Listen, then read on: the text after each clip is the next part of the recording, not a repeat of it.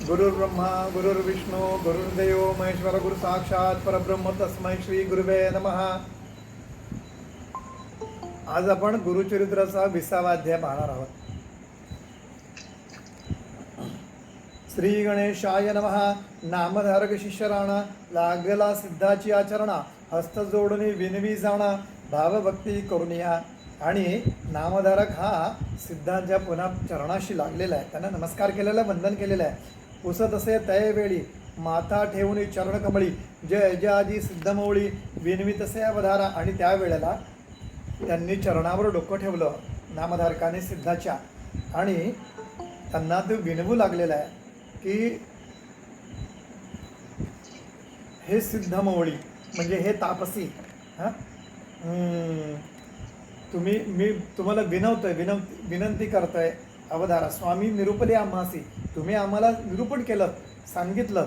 श्री गुरु आले गाणगापुरासी, श्री गुरु नृसिंह सरस्वती महाराज हे गाणगापुरास आले. आणि गोप्यरूपे अमरपुरासी औदंबरी असती म्हणत असा. आणि तुम्ही एका बाजूला म्हणता की ते गाणगापूरला आले, आणि एका बाजूला गोप्य रूपाने म्हणजे गुप्त रूपाने हे औदुंबरी असतात असं तुम्ही म्हणालात. वर देऊनी योगिनीसी, आणि त्या योगिनींना वर देऊन आपण आले प्रकट देसी, आणि ते प्रकट झाले, गाणगापुरास आले. पुढे तया स्थानेसी कीर्ती विस्तारी निरुपावी. आणि नंतर ते जेव्हा आल्यानंतर तिथली मग काय त्यांची कीर्ती पसरली, त्यांची प्रसिद्धी झाली, ते आम्हाला विस्तारपूर्वक सांगा. पुरुष सांगसी अवदुंबरू, निश्चय म्हणसी कल्पतरू, पुढे कवणा झाला वरून निरोपावे दातारा. आणि तुम्ही म्हणतात की हा औदुंबर आहे तो कल्पवृक्ष आहे, आणि मग कल्पवृक्ष आहे तर पुढे कोणाला असं तिथे वर लादला किंवा काही प्रचिती आली ती तुम्ही सांगा. शिष्यवचन ऐकून, नामधारकांचे वचन ऐकून, शिष्यवचन ऐकून संतोषला सिद्धमुनी. आणि शिष्यवचन ऐकून सिद्ध हे संतोषित झाले, समाधान पावले, आनंदित झालेले. सांगत असे विस्तारूनच औदुंबर स्थान महिमा. आणि मग ते विस्तारपूर्वक औदुंबराचं स्थान महिमा ते सांगत आहेत. सिद्ध म्हणे ऐक बाळा, किती सांगू गुरुची लीळा. आणि हेच बाळा म्हणे गुरुची लीला काय सांगावी तुला, काय वर्णन करावी. औदुंबरी सर्व काळ वास आपण असे जाणा. आणि त्यांचा वास अखंडपणे त्या औदुंबर स्थळी असतो. ज्या नाम औदंबरू काय पुससी त्यावरू, जेथे वास श्री गुरु कल्पिले फळ देत असे. आणि म्हणे त्याचं काय सांगायचं, जिथे महाराज स्वतः 24 तास अखंड ज्याला म्हणतात की तिथे वास आहे त्यांचा, तर त्याचं फळ काय सांगावं. अमित झाला असे महिमा, भरपूर असा महिमा झाला ज्याला मिती नाही, असा अमित असा महिमा त्यांचा. सांगावया अशक्य आम्हाला सांगण्यास तो अशक्य आहे. शब्द खुंटतात, मती खुंटते. एखादा सांगू दृष्टांत तुम्हा शिष्योत्तमा नामधारका. आणि त्यासाठी तुला एखादा दृष्टांत, एखादे अनुभव तुला मी सांगतो, किंवा एखादी घटना तुला मी सांगतो. शिरोळ नाम ग्रामासी, कुंद नावाच येतोय. शिरोळ नाम ग्रामासी विप्रयक परियसी. या शिरोळ ग्रामामध्ये विप्र एक ब्राह्मण होता, गंगाधर नामेसी, त्याचं नाव गंगाधर होतं. आणि वेदरथ होता जाणा. आणि तो वेदरथ होता. वेदरथ म्हणजे वेदांनी जो मार्ग सांगितलेला आहे त्यानुसार अनुसरण करणारा, वेदधर्माचं पालन करणारा असा तो होता. त्याची भार्या पतिव्रता, शांत असे सुशीलता, पुत्र होऊन सवे मरता, कष्टात असे येणेपरी. आणि त्याची जी पत्नी आहे ती पतिव्रता आहे आणि शांत आहे, सुशील आहे. पण त्याला मुलं होऊन जगायची नाही, ती मरायची. त्यामुळे पुत्र होऊन सवेची मरता, कष्टात असे येण्यापूर्वी. आणि त्यामुळे तिला कष्ट होत होतं, दुःख होत होतं. 5 पुत्र तिसी झाले, तिला 5 मुलं झाली अशी. सवेची पंचत्व पावले, आणि ती 5 मुलं मेली. अनेक देवा आराधिले, नवे स्थिर कवडेपरी. आणि अनेक देवांची उपासतापास केले तिने, अनेक देवांना आळवलं. पण स्थिर नव्हे कवणेपरी, पण स्थिर नाही म्हणजे कोणीही जगलं नाही. दुःख करीत असे नारी, आणि ती स्त्री दुःख करीत असे. व्रत उपाय अपरंपारी, आणि अनेक उपाय आणि व्रत आचरत असे. पूर्वकर्म असे थोरी. आणि पूर्वकर्म म्हणजे मागील कर्म हे थोर होतं, इतकं हे होतं. स्थिर न होती पुत्र तिचे. ते इतकं काही असं कर्म तिचं होतं की ज्याच्यामुळे तिची मुलंच जगत नव्हती. राणी कर्म विपाकेसी विचार करती या दोषी. आणि मग कर्म राणी कर्म विपाकेसी विचार करती या दोषी. पुत्र शोक व्हावयासी सांगती पातक तये वेळी. आणि कर्मविपाक संहिता जी आहे, ज्याच्यामध्ये माझ्याकडे एक कर्मविपाक आहे, ती तुमच्या ह्याच्यावरून मागच्या जन्मात तुम्ही काय केलं हे काढता येतं. पण ती जी प्रत आहे ती मला तेवढी प्रमाणभूत वाटत नाही. मला असं रस्त्यावर मिळाली ती मी घेतलेली आहे. तर कर्मविपाकानुसार म्हणजे कर्मानुसार काही भोग आलेले आहेत, तर ते सांगणारं शास्त्र जे आहे ते त्याचा विचार करू लागले की काय होतंय. तर पुत्र शोक व्हाव्यासी म्हणजे पुत्र शोक का होतोय, काय पातक आहे, ते त्यावेळेला त्यांनी तिथल्या ब्राह्मणांना वगैरे सांगितलं. आणि त्यावेळेला ते सांगतात ती विद्वज्जन आणि ते विद्वान सांगतायत. पुत्र न वाचती काय कारण.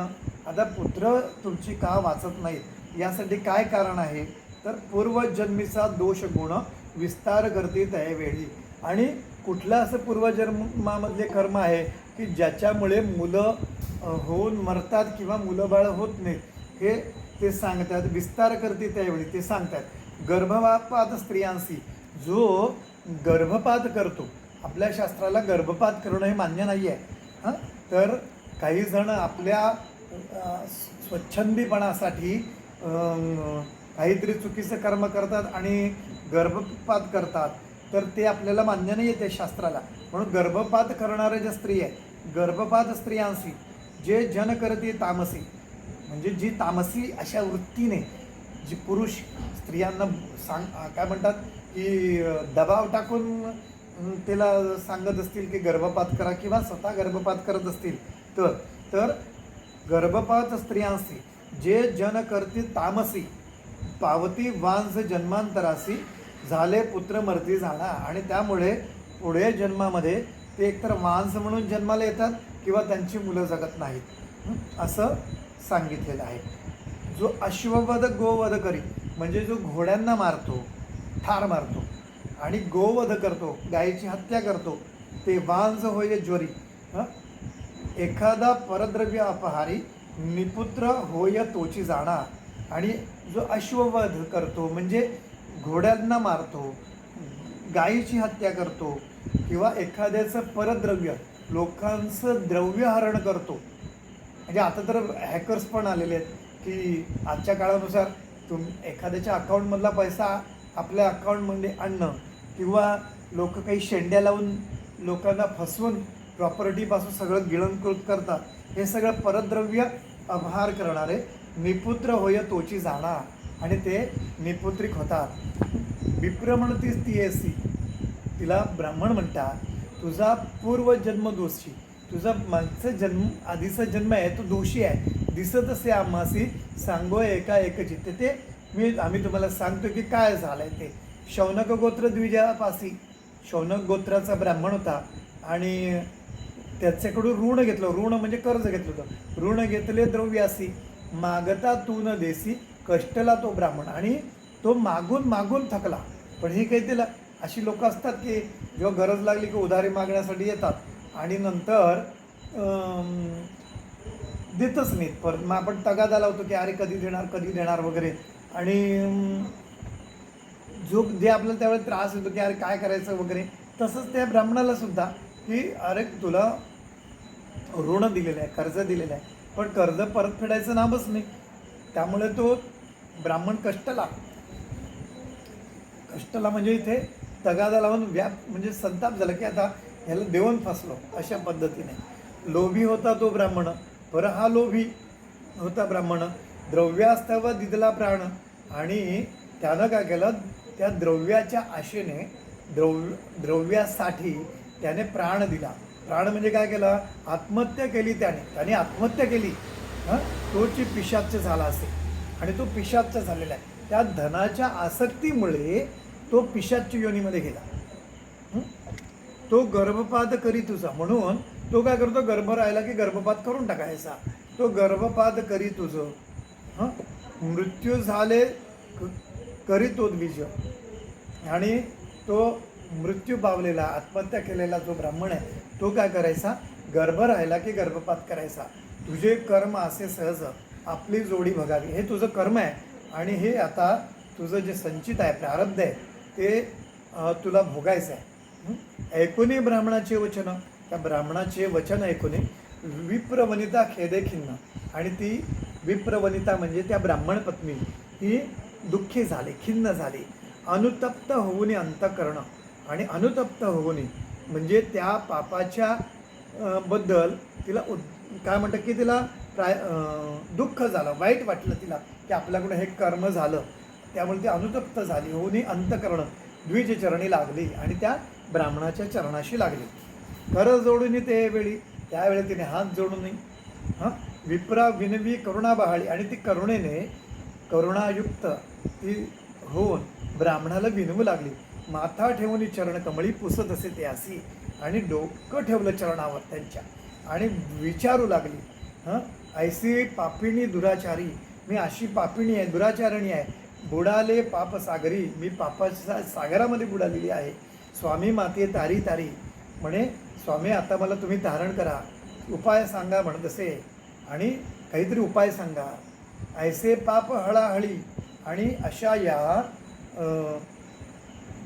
म्हणजे पापाचं जे विष हलाल आहे त्या हलाहलामध्ये बाळके भक्षिली चांडाळी, आणि त्यांनी त्याच्यामध्ये त्या ह्याने पिशाच्य झालेल्या योनीमध्ये असलेल्याने ती बाळं भक्षण केली. औषधं सांगा तुम्ही सगळी, इथे औषध सांगा म्हणजे त्याला उपाय सांगा, उपाय सांगा तुम्ही काय काय करावं, म्हणून या विनवीत असे. आणि ती विनवू लागलेली आहे. विप्र म्हणे ती असी, तिला तो ब्राह्मण म्हणतो, केले तू वा ब्रह्महत्यसी, अगं तुझ्यासाठी जीव दिला ना, त्या ब्रह्महत्या झाली, तू ब्रह्महत्यसी. अपहारीले द्रव्यासी, आणि त्याचं द्रव्य तू घेतलंस, परत केलं नाही तू. अपहारीले द्रव्यासी, ब्राह्मण पिशाच्य झाला असे, आणि तो ब्राह्मण पिशाच्य झालेला आहे. बघा लोभ कसा आहे बघा, ज्याची मुंज झालेली आहे ब्राह्मण असेल तो, म्हणजे साहजिकच उपनयन संस्कार झाले, ज्याला गायत्रीची दीक्षा मिळालेली असेल वगैरे, आणि मुखामध्ये मंत्र असेल, वेद असेल, उपासनाही असेल, पण लोभ काय करू शकतो.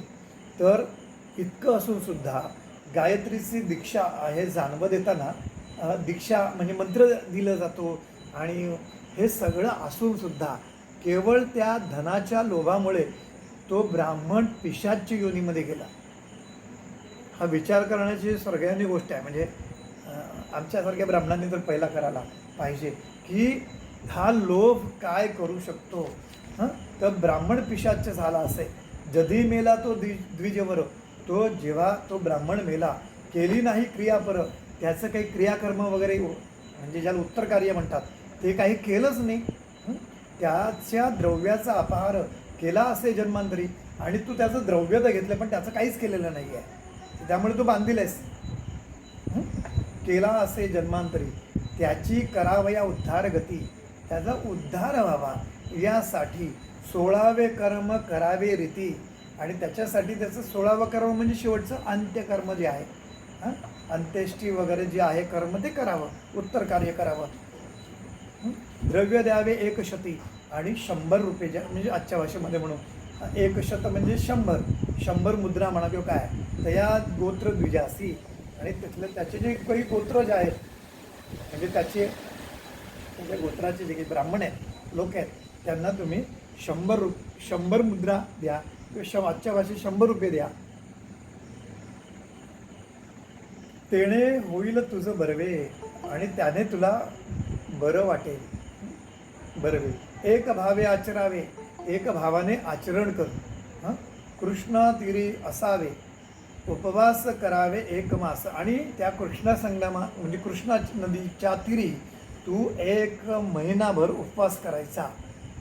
पंचगंगा संगमासी, त्या पंचगंगा जी कृष्णाची आहे म्हणजे काय म्हणतात त्याला, कृष्णा तीरी जी असलेली म्हणजे तिथे त्याची उद्धारगती होण्यासाठी क्रियाकर्म वगैरे करून 1 महिना तिथे उपवास करायचा. पंचगंगा संगमासी तीर्थे आसती बहुवसी, पुष्कळशी तीर्थ आहेत. औदुंबर वृक्षासी आराधावे पर्यस. आणि ते औदुंबर वृक्ष जे आहे, जे उंबराचं झाड आहे, त्याला आराधना करावी, त्याची उपासना करावी. पापविनाशी करून स्नान. आणि त्या पापविनाशी तीर्थावर स्नान करून वेळ 7 औदुंबर स्नपन. आणि त्याला त्या औदुंबराला 7 वेळा पाणी घालायचं, स्नपन करायचं, स्नान घालायचं. अभिषेकोनी गुरुचरण. आणि तिथे गुरुपादुका जे आहेत त्यांचं अभिषेक करून गुरुचरणांसमोर अभिषेक करायचा. पुन्हा स्नान काम्यतीर्थी. आणि नंतर काम्यतीर्थामध्ये स्नान करायचं.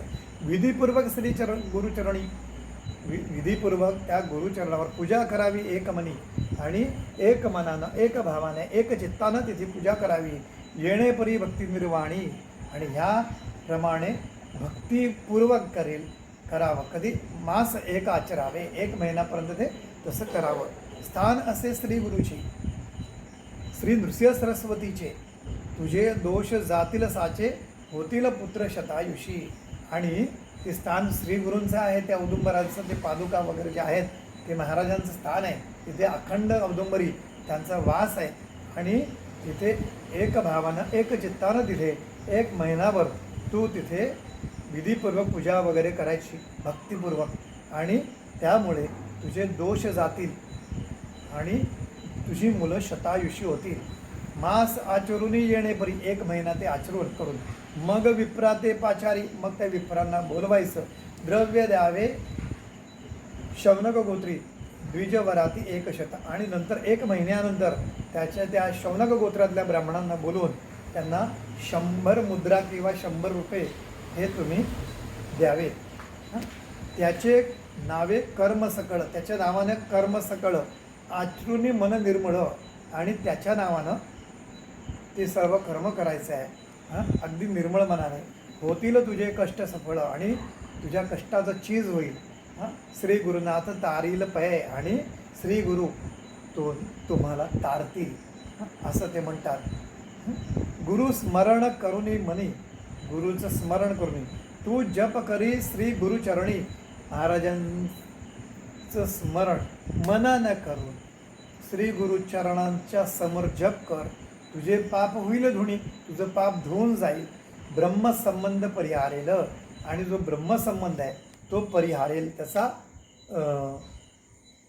काय वाटतं, परिहार होईल म्हणजे नाश होईल किंवा तो नष्ट होऊन जाईल. इथे 36व्या ओवीपर्यंत आपण आलेलो आहोत. आणि याचं पुढचं निरूपण आपण उद्या पाहणार आहोत. लाईट गेलेली आहे. अवधूत चिंतन श्री गुरुदेव दत्त. श्री स्वामी समर्थ महाराज की जय.